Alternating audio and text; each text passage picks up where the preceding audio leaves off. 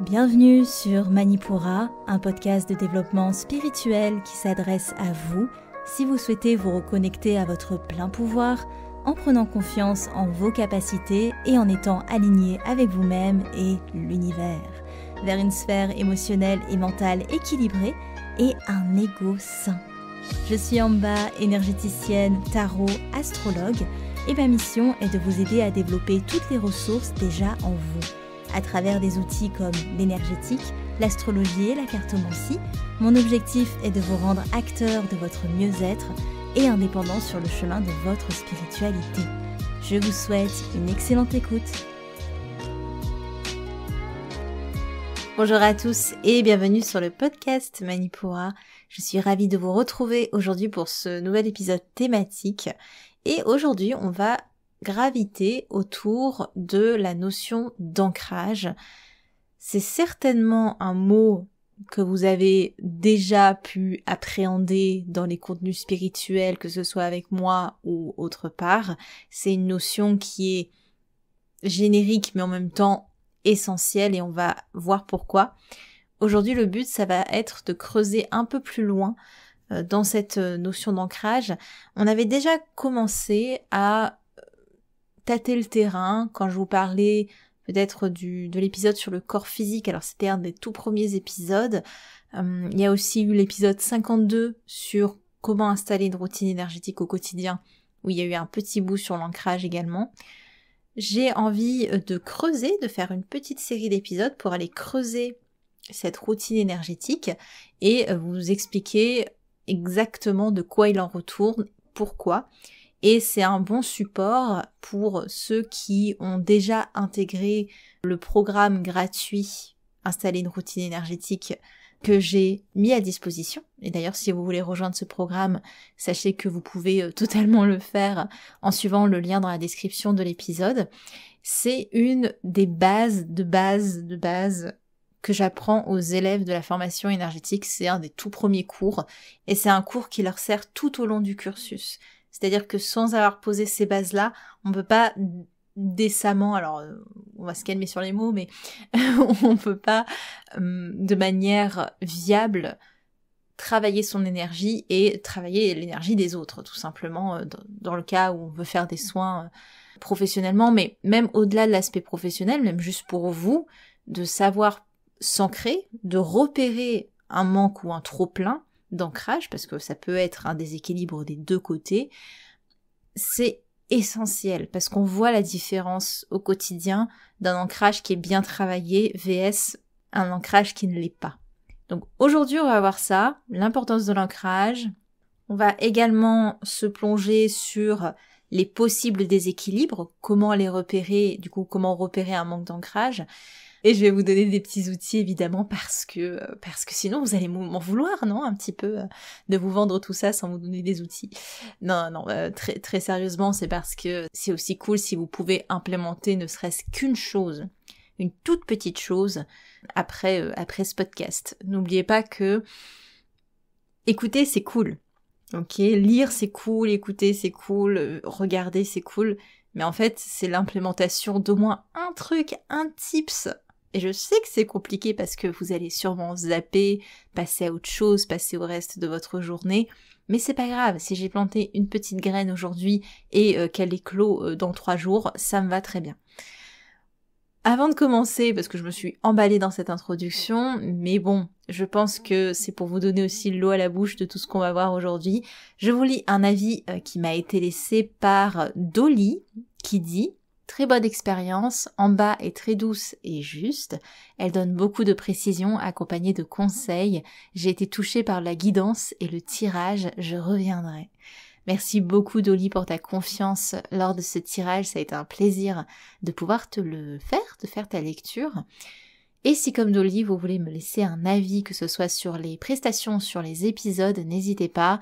Vous pouvez me laisser un avis sur les plateformes d'écoute, ça me ferait très plaisir. Et en plus je peux vous relire à voix haute dans les épisodes et ça c'est trop cool. On est parti pour notre exploration de l'ancrage. Pourquoi est-ce qu'on vous bassine H24, en tout cas quand vous commencez un cheminement spirituel, normalement vous n'avez pas pu rater cette notion d'ancrage. On la répète, on vous bassine avec ça et c'est pas pour rien. Il n'y a pas de progression dans sa spiritualité sans passer par l'ancrage.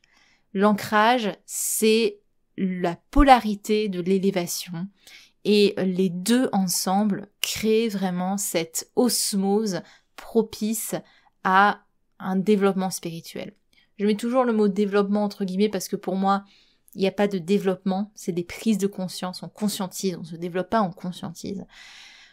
Bref, ça c'est un autre sujet, mais sachez que quand j'utilise le mot développement spirituel, ne voyez certainement pas ça comme une progression parce que c'est pas ce que je veux dire.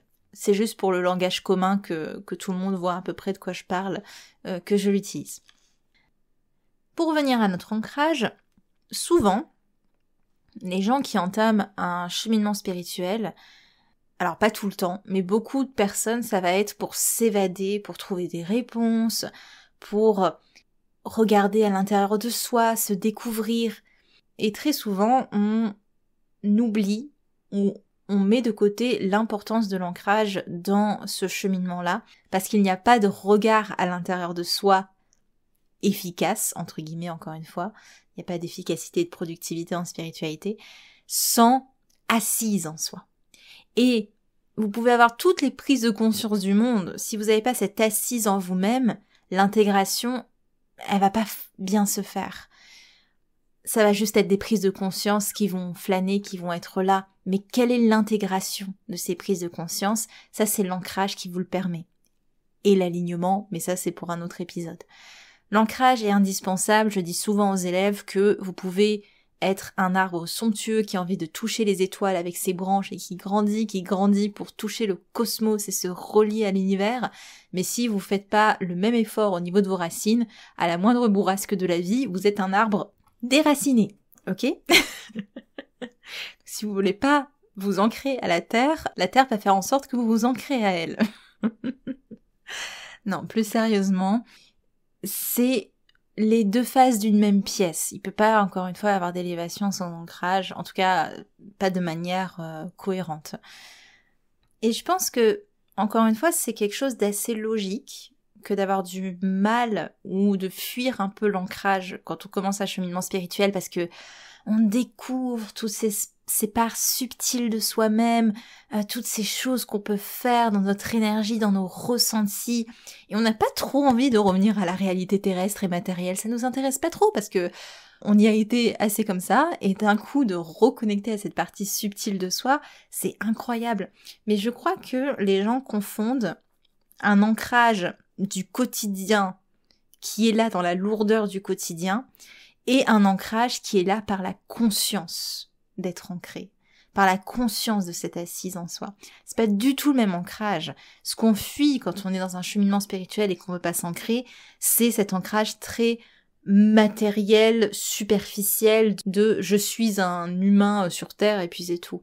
Alors que l'ancrage dont je parle là, c'est je suis conscient d'être un être spirituel et j'ai envie d'aller vers ça parce que je me reconnecte à cette part de moi et c'est merveilleux et j'ai trop envie de le faire. Mais en même temps, je n'oublie pas que je suis un être spirituel incarné. Donc ce quotidien qui m'ennuie, qui m'alourdit, en fait, comment je peux y mettre un peu plus de conscience pour comprendre que cet ancrage du quotidien, c'est pas pour m'alourdir, c'est pour vivre mon expérience, mon incarnation en conscience. La subtilité, elle est ce qu'elle est, mais elle est hyper importante et elle est déterminante. Aussi, autre chose qui peut faire que des personnes fuient la notion d'ancrage, c'est qu'elles refusent l'incarnation. Alors, je mets des pincettes sur ce que je vais dire, mais souvent, les gens avec des excès vata, les personnes qui ont un dosha vata dominant, le dosha c'est une constitution ayurvédique et le vata c'est la constitution air et terre, donc des personnes qui sont de base très aériennes. Je dis pas que tous les excès vata c'est le cas, mais souvent c'est des personnes qui ont du mal avec leur incarnation, qui la refusent presque inconsciemment. Ils sont tellement connectés à cette part subtile d'eux-mêmes qu'ils ont plus envie ou ils ont pas envie de faire affaire avec cette incarnation dans laquelle ils sont. Souvent, c'est des gens qui se sentent enfermés dans leur corps, qui ont l'impression qu'ils sont plus que ça, et ils sont plus que ça, on est tous plus que ça, mais on est aussi ça. c'est un travail pour eux que de reconscientiser ce corps non pas comme un corps de chair limitant, mais comme un véhicule terrestre pour le temps de leur incarnation. J'en reviens à ce que je disais, une autre raison de la fuite de cette notion d'ancrage, souvent pour les gens, c'est qu'ils oublient que l'incarnation dans laquelle ils sont ont été un choix de leur âme.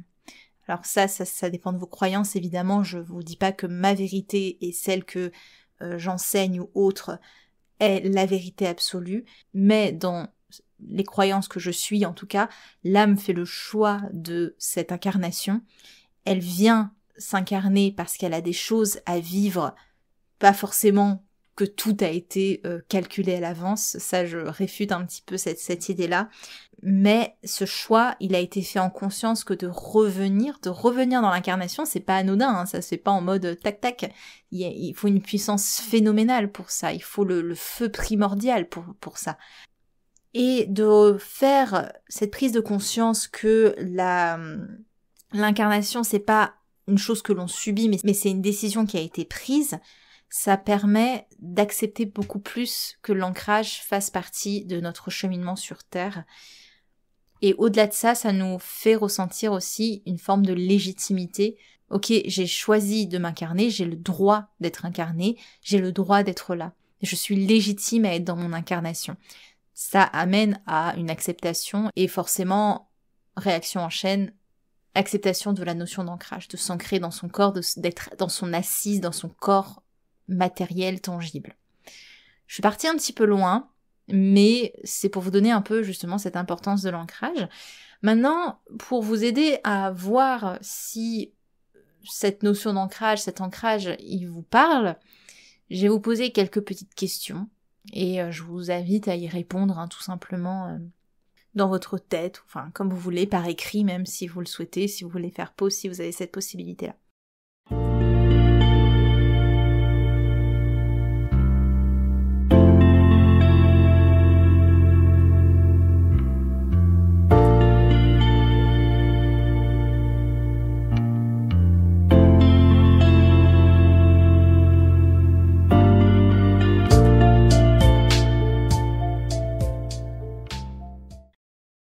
Ma première question, c'est est-ce que vous êtes à l'aise avec votre corps physique, vraiment le corps de chair? Alors je parle pas forcément des défauts, des petites choses qu'on aimerait changer, je parle vraiment d'être à l'aise avec la notion d'avoir un corps. Ou est-ce qu'il y a cette sensation de fuite de ce corps, de pas être dans son corps, d'être à côté de son corps?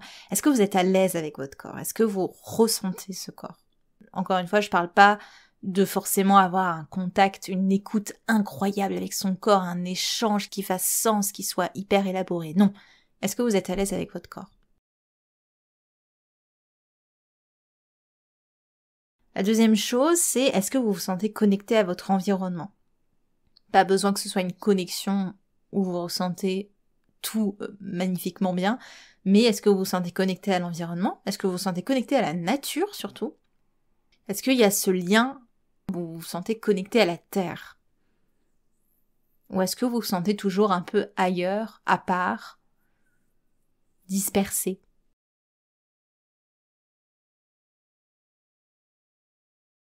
La troisième question que je peux vous poser, c'est est-ce que vous ressentez justement cette assise en vous-même? Alors c'est un peu lié aux autres questions. Est-ce que vous ressentez que vous pouvez, avec des pratiques de votre choix, revenir dans une stabilité, revenir dans votre centre? C'est un peu lié à l'alignement ce que je vous dis là, mais vraiment revenir à cette assise. Ou alors est-ce que c'est tout le temps dispersé, c'est tout le temps diffus, confus? Répondez pour vous-même.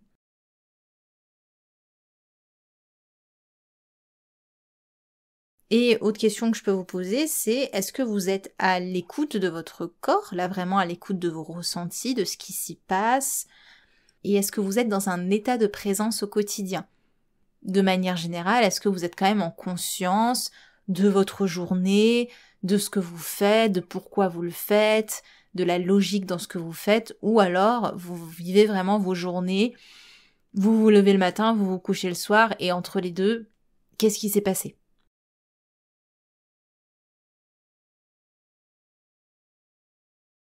Bon, il pourrait y avoir plein d'autres questions. C'est juste pour, dans le cadre de ce podcast, pour donner un tout petit cadre. Mais déjà, ça peut vous donner une bonne indication de votre rapport à votre ancrage. Et pourquoi c'est important l'ancrage? Donc on a expliqué déjà que ça fait partie intégrante de notre cheminement spirituel et que de nier ça, c'est nier sa spiritualité, son incarnation.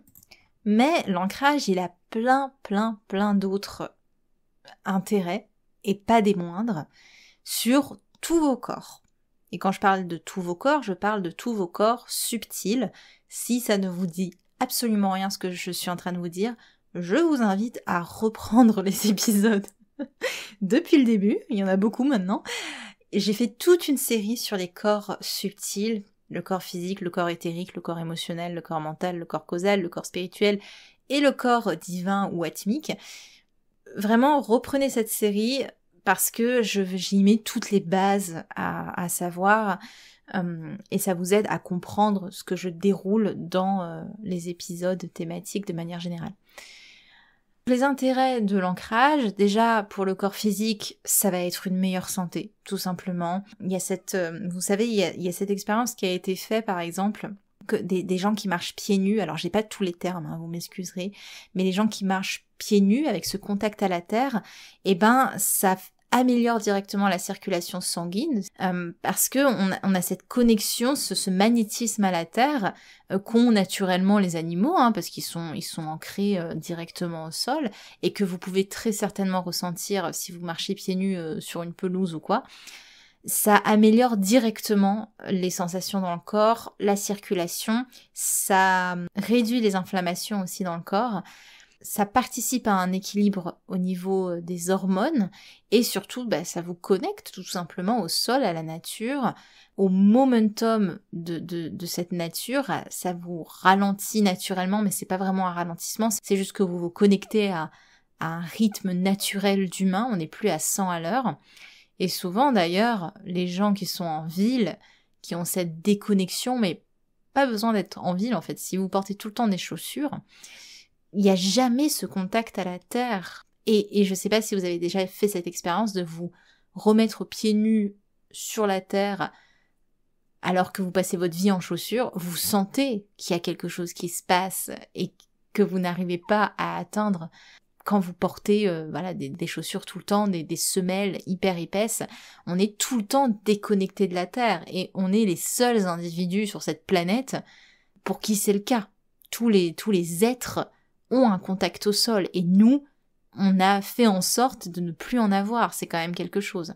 C'est pour dire qu'on est dans notre mental quand même. Donc sur le corps physique, il y a des études qui le prouvent, mais c'est pas mon domaine, donc croyez-moi pas. C'est sûr que c'est une influence qui est extrêmement bénéfique en ce sens. Au niveau de votre énergie, du corps éthérique, évidemment, ça vous permet de contrebalancer votre énergie avec les énergies telluriques et de vous nourrir de ces énergies et d'assurer votre vitalité, un bon taux énergétique.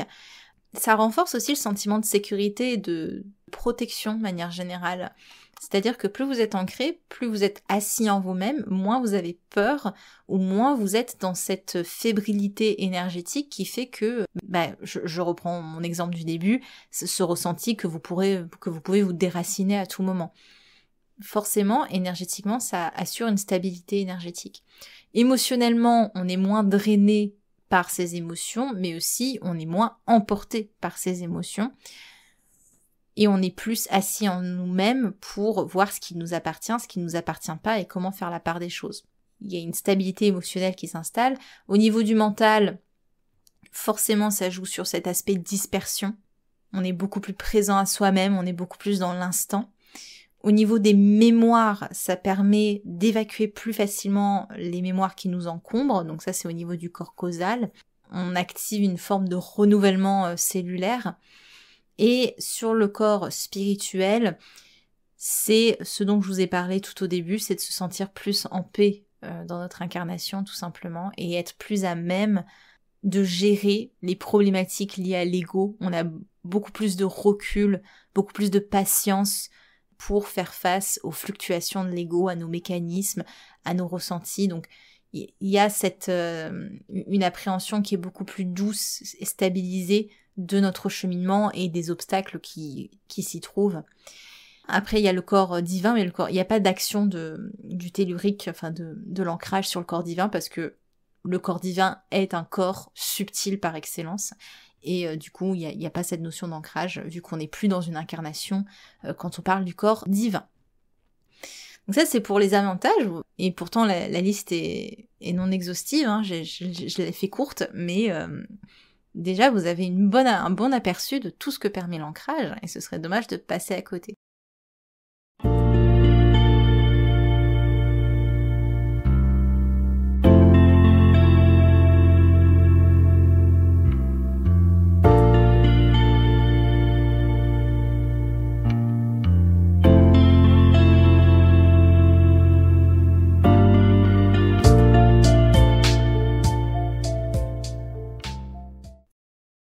Normalement, j'espère, j'ai bien fait mon taf et vous êtes convaincus de l'importance de l'ancrage. Ce qui est important maintenant, c'est, quels sont les déséquilibres? Comment on repère un manque d'ancrage? Et comme dans tout dans la vie, il y a des polarités. C'est-à-dire qu'un déséquilibre de l'ancrage, ça peut être soit un trop-plein, soit un pas assez. Et en fonction, on a différents symptômes qui nous mettent sur la piste. Pour un ancrage trop faible, on peut être plus facilement drivé par nos peurs et nos insécurités. Pour un ancrage trop fort, ça va être un excès de confiance. On va vraiment faire les choses en mode ouais, allez, c'est bon, c'est parti, y a pas de souci, y a rien qui m'arrête. Et forcément, on se casse un petit peu le nez en chemin. Ancrage trop faible, on peut être dans la fuite du quotidien, on peut être dans la fuite via des addictions. D'ailleurs, les addictions, c'est souvent, j'y pense, mais c'est souvent aussi forcément la fuite face à notre incarnation. On ne s'autorise pas à vivre, donc on va aller chercher à se subtiliser de notre incarnation en prenant des choses qui nous ramènent dans le subtil de manière forcée et pas forcément saine, évidemment. Ancrage trop faible, fuite du quotidien, fuite de l'incarnation par les addictions ou autres. L'ancrage trop fort, ça va être des personnes qui sont très auto-centrées, très égocentrées, et aussi des personnes qui vont être beaucoup trop dans cet aspect du matériel et du quotidien. C'est des personnes il n'y a rien d'autre qui existe que la vie matérielle, tangible, et il n'y a pas cette notion d'esprit, ou en tout cas, elle réfute vraiment ce côté-là, et c'est le quotidien, c'est la vie matérielle qui prend toute la place. Il y a plein d'autres exemples, ancrage trop faible, tout ce qui va être insomnie, état dépressif, les troubles alimentaires de privation, l'hyperactivation du mental, les ancrages trop forts, attachement à la matière, tout ce qui va être sommeil très lourd, les hypersomnies, les troubles alimentaires qui sont beaucoup plus dans la compensation, donc dans le fait de se remplir, et ça va être aussi les gens qui ont un mental très très très très borné, très fixe, qui ne change pas, qui ne veut pas changer et qui ne supporte pas le changement. Alors que les gens en ancrage trop faible, ils vont plus facilement aller vers des changements constants parce que ça leur donne l'impression d'être toujours en mouvement et de fuir cette réalité tangible. Liste non exhaustive, mais vous voyez un peu le tableau. À partir de ce postulat, comment on fait pour travailler son ancrage? Là, on a vu pourquoi c'était important, on a vu les possibles déséquilibres. Comment on peut travailler tout ça? Ça, c'est quelque chose que j'apprends énormément aux élèves, donc il y a plein de choses, et je pense, on n'a pas le temps dans un podcast de voir tout, mais on peut s'ancrer avec les pierres, avec certaines pierres, avec certains types d'huile essentielle. Je pense à celle beaucoup dans le racinaire. Il y a évidemment le travail sur Muladhara Chakra, Mula la racine, Dara le support, Adhara le support. Donc ce support racinaire que permet ce chakra qui rayonne vers le bas majoritairement. Tout le travail sur ce chakra sera bénéfique, que ce soit un travail de visualisation, un travail par les sonorités, tout ce qui va être tambour, tout ce qui va être tonalité en do, la tonalité do, tout ce qui va être Bigna Mantra, les mantras qui travaillent ce chakra dans l'alphabet sanskrit. Il y a plein de manières différentes, mais pour pas trop vous mélanger et pas trop amener ce brouhaha yogique duquel je viens et qui n'est peut-être, c'est pas le cas de tout le monde ne vient pas des traditions yogiques. Je vais vous donner 2 visualisations que je fais avec les élèves qui marchent assez bien. La première, je pense qu'elle est assez connue, c'est d'imaginer des racines qui partent de votre chakra Muladhara. Alors Muladhara, c'est le chakra racine du coup, et pour le situer, même si on le situe physiquement pour s'aider, mais il faut bien comprendre que les chakras, ils rayonnent dans le corps, enfin même au-delà du corps. Donc ce placement physique, c'est juste pour nous aider. C'est la zone pelvienne, vraiment cette zone qui centralise la limite entre le périnée antérieur et le périnée postérieur.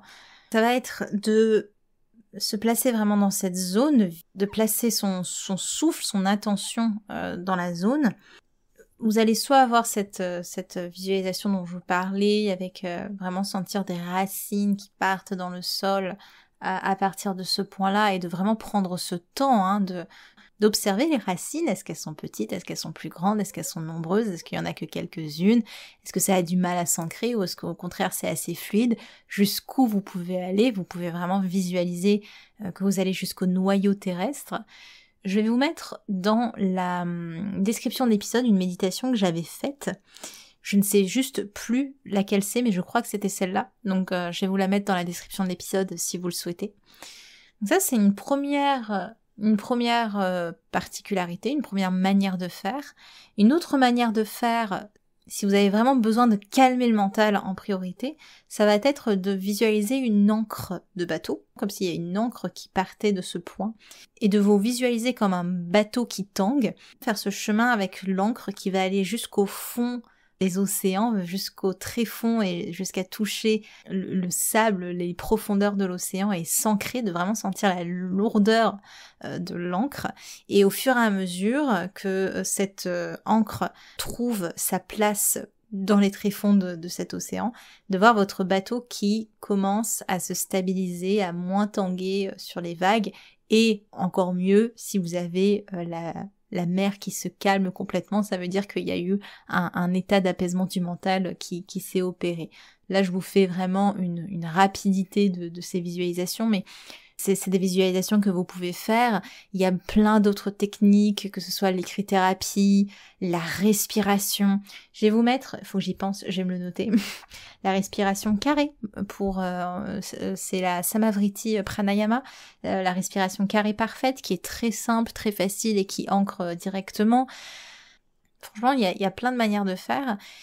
Et si vous n'êtes pas trop méditation, ce qui est totalement ok, vous pouvez vous ancrer au quotidien, tout simplement en ramenant de la conscience dans tout ce que vous faites, en allant marcher en nature, en passant du temps avec les animaux, en cuisinant en conscience, en marchant en conscience, d'être au plus possible dans ce rapport au corps, en faisant du sport aussi, mais pas du sport pour se vider la tête et pour penser à rien, mais au contraire du sport en conscience avec votre corps, de sentir les mouvements, de sentir les ressentis dans le corps, qu'est-ce que ça vous fait, de parler à votre corps. Ça c'est un truc mais tellement sous-coté, le fait de parler à son corps. Souvent en après-soin, quand les gens me disent qu'ils ont un petit inconfort, je leur dis mais vraiment mets les mains là où il y a l'inconfort et parle à ton corps. Parle-lui, dialogue. On a pu dialoguer en soins, c'est parce que ton corps s'est ouvert et a communiqué. Et ça, c'est quelque chose qu'il est possible de faire même hors soins, même sans l'énergéticien. Parler à son corps, très important. Et après, si vous faites du yoga, toutes les postures de manière générale qui sont debout, en équilibre, ou juste debout stabilisé, ou même au sol, c'est des excellentes postures pour travailler l'ancrage. Le yoga de manière générale est excellent pour l'ancrage. Là je prêche un peu pour ma paroisse, mais c'est pour vous donner des pistes. Il y a tellement de choses. Je vous mets, n'oubliez pas, la routine énergétique, le lien pour aller la checker, où je vous guide dans cette pratique d'ancrage. N'hésitez pas à aller voir. Enfin, on a fait un gros tour. J'espère que vous avez toujours, justement, que vous êtes ancrés pour accueillir tout ce qui a été dit dans cet épisode et non pas que ça survole votre journée et que vous ne vous rappeliez de rien à la fin de cette écoute. D'ailleurs, quelque chose que je pense qui est très important, dites-moi là maintenant, enfin, dites-vous à vous-même, qu'est-ce que vous avez retenu de cet épisode, même si c'est une seule chose.